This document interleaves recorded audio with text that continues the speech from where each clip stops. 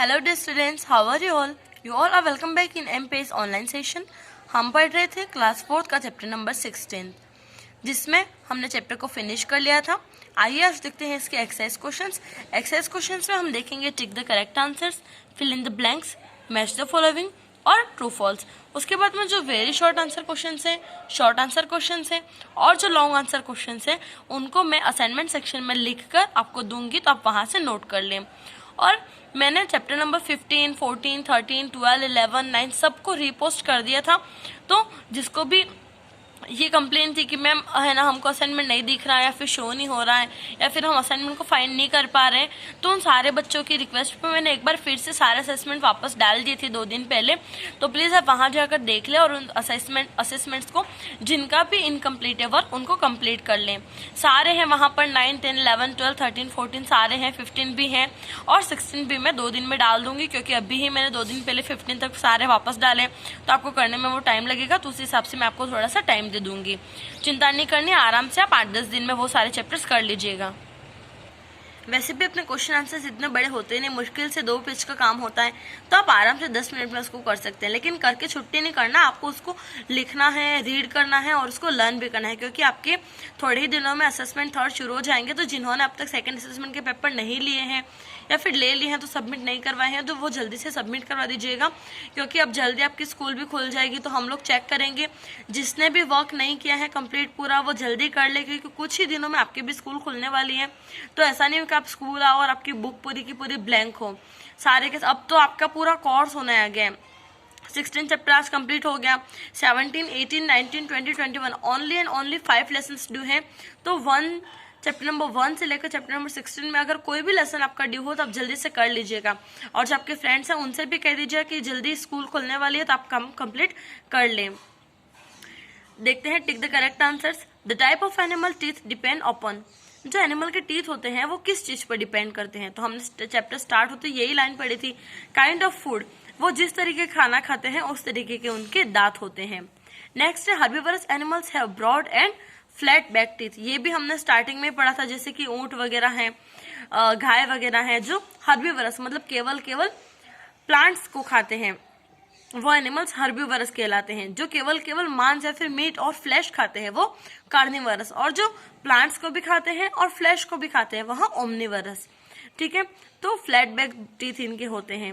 Next है I am a carnivorous animal. कौन सा है? गॉड जो है वो वेजिटेरियन है, मतलब ओनली प्लांट्स खाती है। काऊ भी ओनली प्लांट्स खाती है। तो बचा कौन? लायन। लायन कार्निवरस है, क्योंकि वहाँ प्लांट्स नहीं खाता है, वहाँ ओनली एंड ओनली फ्लैश खाता है, मतलब मीट खाता है, तो वहाँ एक कार्निवरस एनिमल हुआ। नेक्स्ट है आई इट ग्रेन्स एंड सीड्स। तो वल्चर और हुप्पू इंसेक्ट्स वगैरह भी खाते हैं और फ्लैश भी खाते हैं। तो हैन जो है वहाँ ग्रेन्स और सीड्स खाती हैं। नेक्स्ट है I have a broad flat spoon like beak. ये कौन हुआ? डक हुआ, क्योंकि आपने डक की बिग देखी भी होगी, उसके एकदम स्पून की तरह, चम्मच की तरह, और एकदम ब्रॉड मतलब बहुत ही चपटी हुई और फैली हुई बिग होती है। तो इसका आंसर है डक। आगे बढ़ते हैं फिल इन द ब्लैंक्स की तरफ। अगर आपके 1 से लेकर 15 तक चैप्टर कंप्लीट है तो आप आज ही ये एक्सरसाइज क्वेश्चन स्टार्ट कर देना। टिक द करेक्ट आंसर्स में आपको केवल ऑप्शंस नहीं लिखने हैं, केवल आंसर लिखना है। आप आंसर लिख सकते हैं डायरेक्ट और टिक द करेक्ट आंसर्स कर लेने हैं। फिर आपको फिल इन द ब्लैंक्स करने हैं।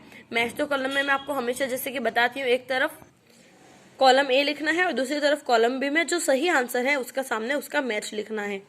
फिल इन द ब्लैंक्स में फर्स्ट है grass eating animals are also called. अभी मैंने आपको बताया तीनों कैटेगरी, जो ओनली प्लांट्स या फिर ओनली ग्रास खाते हैं उनको हर्बीवरस कहते हैं।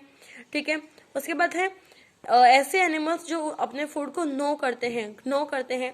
ये भी हमने पढ़ा था स्टार्टिंग में, इसके 2-3 एग्जांपल्स थे, रैट्स, रेबिट्स, स्क्विरल। तो आप रैट्स और रेबिट्स लिख दीजिएगा। आप चाहे तो स्क्विरल या फिर रेबिट या फिर रैट और स्क्विरल भी लिख सकते हैं।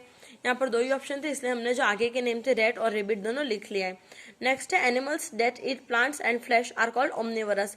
ये भी मैंने अभी बताया था जब हम टिक द करेक्ट आंसर्स देख रहे थे, कि जो एनिमल्स मीट वगैरह भी खाते हैं, फ्लैश वगैरह भी खाते हैं और प्लांट्स को भी खाते हैं, वहाँ ओमनिवरस कहलाते हैं। और ह्यूमन बींग्स भी ओमनिवरस होते हैं। हम वेजिटेरियन भी होते हैं और नॉन वेजिटेरियन भी बहुत सारे लोग होते हैं। नेक्स्ट है एक ऐसा पक्षी जिसकी चीजल लाइक बिक होती है, तो कौन सा है? Would picker. ये भी मैंने आपको टॉपिक एक्सप्लेन कर दिया था पूरा। नेक्स्ट है मैच द फॉलोइंग। आपको कॉलम ए में तो सेम टू सेम ही लिखना होता है। कॉलम बी में जैसे कि हॉर्नी बिक है तो किसकी है, पिजन की है, तो आपको यहाँ पर सबसे पहले पिजन लिखना है। फिर आपको पॉइंटेड बिक किसकी होती है, हुप्पू की, तो यहाँ पे हुप्पू लिखना है। फिर क्लोज किसके पास में होते हैं, जो शिकारी बर्ड्स होते हैं, प्लेइंग बर्ड्स होते हैं, उनके पास में एकदम नुकीले पंजे होते हैं जिसको टैलेंस कहते हैं, तो उसका आंसर टैलेंस हुआ, तो इसके सामने टैलेंस लिखना है। फिर नोइंग एनिमल, अभी देखा था रेबिट है, रैट है, स्क्विरल है, तो इसके सामने रेबिट लिखना है, तो रेबिट यहाँ पर लिखना है। ठीक है। फिर वेडिंग बर्ड, वेडिंग बर्ड कौन सा है, जो मिट्टी वगैरह में रहते हैं, मैंने आपको बताया था, तो यहाँ पर है हेरन। तो आपको आंसर्स इसके सामने ही लिखने हैं, मैच नहीं करना है। बार बार बता रही हूँ आपको, ऐसे मैंने लिखा है वैसे भी नहीं करना है, तो बस मैं आपको आंसर बताने के लिए लिख दिया ताकि आपको याद रहे। इसका जो आंसर है वो बी है, तो बी मतलब पिजन, तो इसके सामने पिजन लिखना है, मैच नहीं करना है।